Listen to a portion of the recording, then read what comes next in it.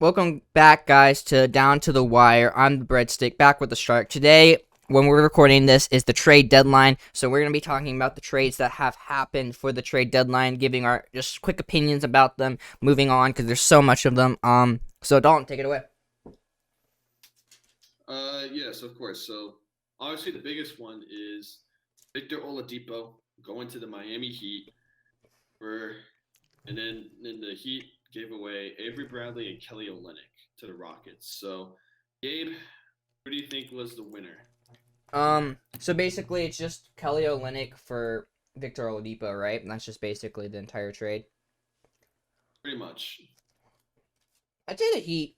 The reason I say the Heat is because more so of the fact that they got rid of a back player that doesn't really need that much help, and Mhm. because they have Bam Adebayo,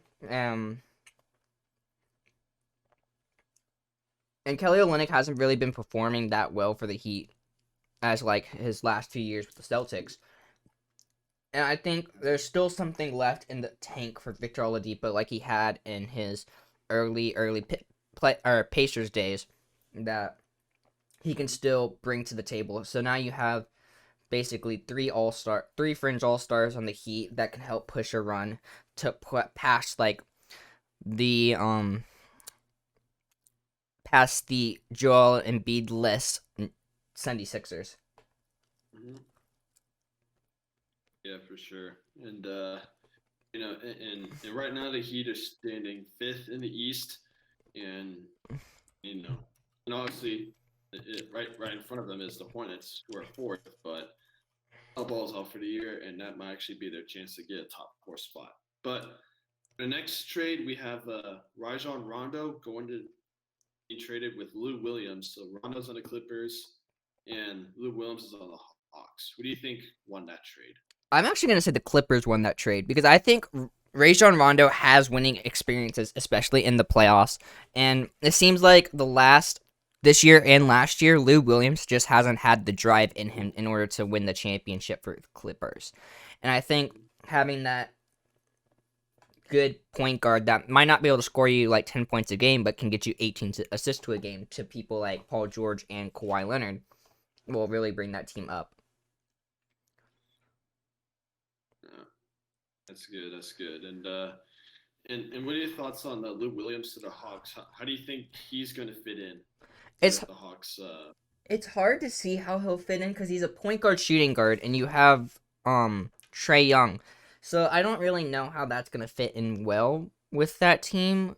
And just who's the coach of the Hawks right now? Nate McMillan. Uh, Okay. yeah. His system was pretty successful with the Pacers with Paul George, but I'd have to see how it plays out late in playoffs in order to see if Lou Will was a good fit for that team. Oh, got you. I like that. And another one that just saw is JJ Redick to the Mavs. Oh, So that the Mav I didn't even know about that one. What was in that package? it was I have it right here. ESPN sent Redick and forward Nikola Vucevic for the Mavericks for forwards James Johnson and Wes Bondu. Okay, Windu. the Mavs definitely filled a little vacancy where they needed it, which was 3 point shooting, and I think that's the biggest thing that the Mavericks failed with this year, especially with them getting rid of people like he got rid of people like what's his name Seth Curry. Seth Curry was a really good addition for the Mavericks, but I don't understand why they didn't try to re-sign him. Um, but hopefully JJ Redick will be able to get back to his former self and shoot the three ball well for that team because that's really what they're missing this year is that 3 point shooting. And I think with the league being a dominant 3 point shooting league now, it's kind of hard to watch that team go places. I like that. I like that. Good stuff. So this one here, Aaron Gordon to the Nuggets. So the trade was that the Magic traded Aaron Gordon, and the Nuggets gave up Gary Harris and R.J. Hampton. So, Gabe, who do you think won that trade? I think that's the most interesting trade that I've heard out of today is the Aaron Gordon trade, because if you're because it seems like that they're gonna stick with Jamal Murray and Nikola Jokic for sure, and it seems like for the next few years they're gonna stick with Michael Porter Jr. But why would you need Aaron Gordon if you have Michael Porter Jr.? Like Aaron Gordon plays the 3, right? I'm not mistaken. Same I with think my. he plays more of the 4, Does he play the 4? or he might play the 3, but he's a forward for sure. Well, yeah, I know he's a 4. I just don't know if he plays the 3 or the 4. If he plays the 3, then it feels like that they're probably gonna move Michael Porter Jr. back to the bench for. Or okay, this is what ESPN is saying. They're saying that they're gonna put Paul Millsap on the bench and put Michael Porter Jr. at the power forward and small forward for Aaron Gordon. Hmm. It seems like Aaron Gordon's kind of straying away from his old type of playing style, which was more dominant driving, and now he's kind of more of a wing shooting type of player. Um, so I don't know. I'd have to see it. That's another one I'd have to see, especially with the Nuggets, because you have to realize he's not going to be a first option anymore. He's going to be probably a third option, maybe a fourth option, one of the two. I don't know, but it'd be definitely interesting to see that team. Like that. So this next one I have is the Magic. So Magic gave away Nikola Vucevic and Alfred Gaminu to the Bulls, and the Bulls gave Wendell Carter Jr. and Otto Porter Jr. and some picks. So who do you think won that trade? Wait, Vucevic went to the Bulls? Yep. That's. I thought he was gonna go to the Celtics. The the Bulls also required Daniel Theis. I think So this is I going to be I wonder what went in that back. I wonder what happened in that front office specifically with Zach LaVine too, because everybody was like trade Zach LaVine. So I wonder if they're just trying to get him more help to make a push for the playoffs. Because what, they're 10th right now. yeah. So I mean they're not too far off. So yeah, I think with getting Daniel Theis and Nikola Vucevic, they're really trying to push for the playoffs right now. And I think for the now, I think the Bulls are in it. But I think if we're thinking in the future, I think you give it to the Magic, because the Magic are definitely tanking now to get like a top pick. Because they're only 3 games ahead. They're only like they're like 3 games ahead of the Pistons. So if they can just buy out and lose, I think that they could potentially get the first pick. Even now, they could potentially get the first pick, I think. Interesting. Yeah. The thing is that for the draft class next year or this year, it might actually be the Oklahoma State Cade Cunningham, who lost in the tournament in the second round. But moving on. So this next trade we have, this is a 3-way deal. It involves the 76ers, Thunder, and the Knicks. So George Hill of the Thunder is headed to Philly, and as I'm looking through this, and that the Thunder and so the Thunder gave Tony Bradley to the Sixers. Mm-hmm. So and then the 76ers also get Iggy Brazilkis, and then Terrace Ferguson heads to the Knicks, and Austin Rivers goes to the Thunder. So a lot of stuff is happening here. So my question is, who do you think got the better end of the deal? I think the 76ers did. And I think that they're just trying to fill the spots that they need to in order to make a great playoff push this year, especially because they're getting some good veteran leadership with George Hill and trying to think of who else was in that 3-way team deal. George Hill, Just at it. was that just about it that he got? Just George Hill? And you got Tony Bradley on the Thunder too, Okay. and some picks, and then Austin Rivers goes to the Thunder. Terrence Ferguson goes to the Knicks. So, as I said, a whole lot's happening in the trade. Yeah. I think I don't know. I think Philly's trying to. I think there's three things that's happening. Philly's trying to get some. What Philly's trying to do is that they're trying to push specifically for a playoff run this year. I don't know. I don't know everybody's contracts, but from what they've been trading, it looks like they're trying to push for a playoff contention this year. Um,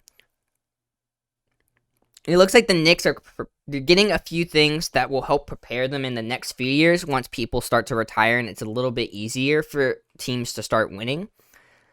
Mhm. And I think OKC's just scrapping their entire team and being like, look, after Westbrook left, after Chris Paul left, we have nothing and we need to start over. And I think that's what the Thunder are doing as of right now.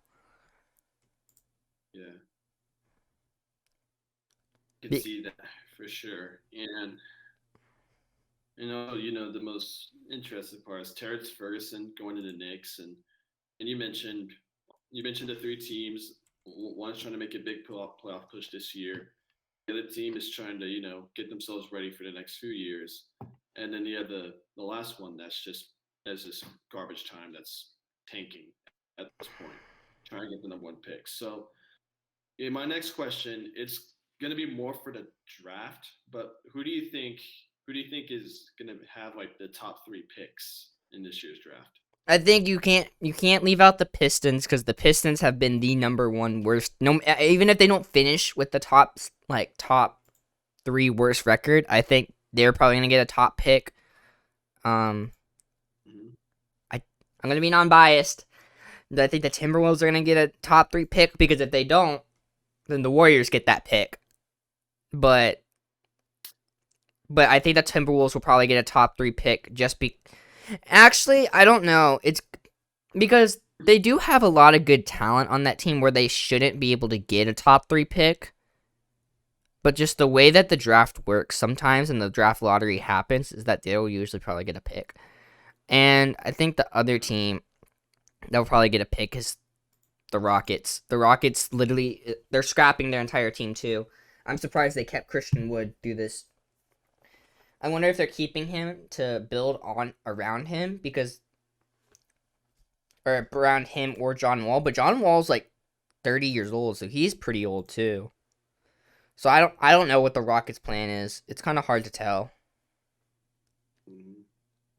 It looks like See, it looks like they might buy him out. So maybe they're not trying to build around him and they're trying to build out around a young Christian Wood, but we'll see.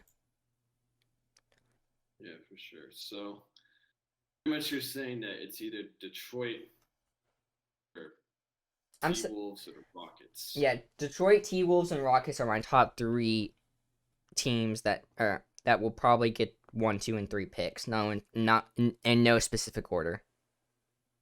Okay, I like that. And to wrap things up for today, Gabe, with all the trades that have happened, who do you think won like the biggest trade, I think if that just makes sense? I think just in general the 76ers, they made a lot of great moves just to help push them forward because they know that Joel Embiid is going to be out for a little bit, so they're going to need to hold down the fort to keep that number one spot, to keep that momentum, and then when Joel Embiid comes back, then they'll be able to make a great playoff championship push. Um, so I honestly couldn't tell you who would really outbeat them because it just looks like that they're making the biggest push for something in the future, which is a championship because they have the number one seed right now. The only team that I could really, really see standing in their way is the Nets, and getting these extra players to help push them past the Nets. Because they have, if you look at the depth chart between the Nets and the 76ers, the 76ers have a lot more. Mm-hmm. But the Nets have a lot more all-star power. So I think they're trying to even it out with more depth to match that all-star power. I can see that for sure. And also, Gabe, with the top three in the East, you always said Philly and the Nets, but right now the the Bucks are right now are killing it.